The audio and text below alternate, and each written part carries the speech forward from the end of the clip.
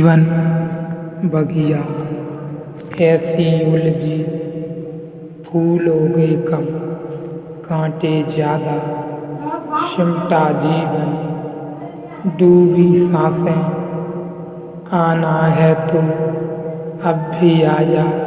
यदि आपने अभी तक अंतिम अध्याय नहीं देखा है तो मैं आपसे आग्रह करूँगा, कृपया करके अंतिम अध्याय देखें, उसके बाद ही इस अध्याय में प्रवेश करें। इस शुद्धतम चेतना को तू कहने के पीछे बहुत कारण हैं। उसमें एक यह भी है कि शुद्धतम चेतना को पाना हो तो वह शुद्धतम चेतना तू स्वभाव की है, ऐसा मानकर चलना बहुत सहयोगी हो जाता है। वह मैं स्वभाव की है तो बात का कि उसको मैं स्वभाव का मानकर चलने का अहंकार प्रबल न हो जाए। विसर्जन होने के बजाय उपनिषदों ने ठीक कहा है, अहम ब्रह्मास्मि। लेकिन उन लोगों ने कहा है जो 100 में से कभी एक ही बार घटित होते हैं। यह अपवाद घोषणा है। यह उन्होंने कहा है जिन्होंने अपने मैं में सभी कुछ समा लिया, जिनका मैं इतना बड़ा हो गया कि बाहर तू ही न बचा। यह उन्होंने कहा है, इतना बड़ा हो गया कि बाहर तू ही न बचा। मुश्किल है बहुत बड़ा, क्योंकि रस बहुत रहता है मैं का, और मैं का सारा रस इसमें रहता है कि वह किसी तू के सामने अकड़ कर खड़ा हो सके, नहीं तो उसका फिर रस नहीं रह जाता। अगर इस जगत में कोई तू नहीं है, मैं ही अकेला हूँ, तो मैं कहने से भी क्या अर्थ रह जाएगा। अहंकार का रस ही दूसरों पर निर्भर है। इसलिए बड़े मजे की बात है, अहंकार कितनी ही घोषणाएं करे स्वतंत्र होने की, उसे पता नहीं कि वह आमूल परतंत्र है, दूसरे के बिना वह हो ही नहीं सकता। अब एक आदमी कहता है मैं सम्राट हूँ, तो उसे पता नहीं कि वह जिस प्रजा की छाती पर खड़े होकर अपने को सम्राट कह रहा है, उस प्रजा के प्रति परतंत्र भी है, क्योंकि उसके बिना सम्राट नहीं हो सकता। जो कहता है मैं मालिक हूँ, उसे पता नहीं कि गुलाम के बिना मालिक नहीं हो सकता, और जिस गुलाम के बिना मालकियत न हो सकती हो, वह मालकियत कैसी। वह गुलाम से परतंत्र है, गुलाम से बंधी है। मैं की सभी घोषणाएं दूसरे तू को छोटा करके दिखाने में ही खड़ी होती हैं। तो अहंकार यह रस भी ले सकता है। उपनिषदों ने जब यह घोषणा की थी अहम ब्रह्मास्मि की, तब बड़े सरल चित्त और बड़ा निर्दोष जगत था। लेकिन क्रमशः अनुभव में आना शुरू हुआ कि मैं को केंद्र पर रखकर खतरा ज़्यादा है। 100 में से एक शायद मैं को केंद्र पर रखकर भी परमात्मा को उपलब्ध हो जाए। 99 भटक जाते हैं, और यह सर्वसार उपनिषद जो है, यह अधिकतम लोगों की साधन बन सके और अधिकतम सत्यों का निचोड़ इसमें आ सके। उस दृष्टि से इसलिए उसे त्वम कहा है।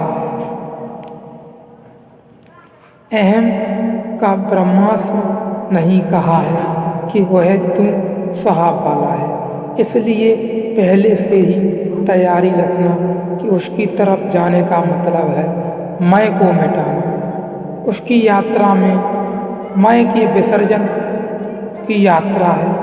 अगर कोई इतना भी स्मरण रख सके, सतत पास लेते छोड़ते कि मैं नहीं हूँ, तू है, तो सिर्फ थोड़े ही दिनों में उसे पता लगेगा कि चित्त के सारे तनाव विसर्जित हो गए, चित्त का सारा संताप गिर गया, चिंता खो गई।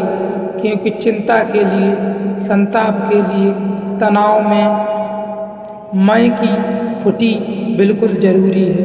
उसी पर टंगती हैं सब ये चीज़ें, उसके बिना नहीं टंग सकती। अगर इतना ही भाव गहन होता चला जाए कि मैं नहीं हूँ तू ही है, तो एक दिन अचानक आप पाएंगे कि चिंतित होना मुश्किल हो गया। करना भी चाहें नहीं कर सकते, क्योंकि चिंता मैं की छाया है। मैं खो जाने एवं खो जाए तो चिंता नहीं है, और निश्चिंतता तू की छाया है।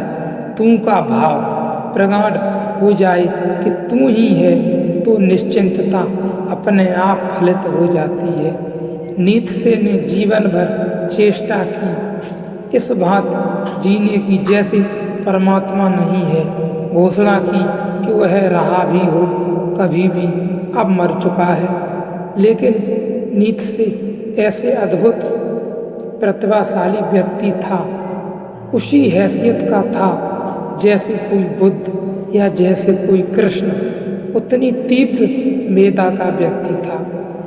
लेकिन ईश्वर के इनकार करने से सारी मेधा चिंता ही बन गई, सारी प्रतिभा चिंता बन गई।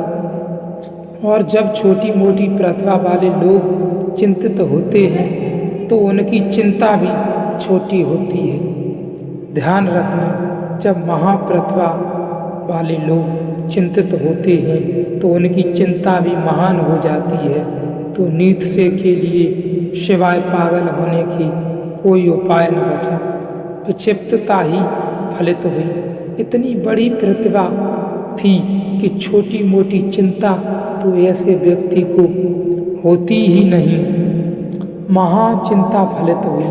उस महाचिंता में आधारभूत कारण सिर्फ एक था कि वह व्यक्ति नीत्शे बुद्ध जैसी शांति को उपलब्ध हो सकता था, जिसमें जरा भी रत्ती भर कमी न थी।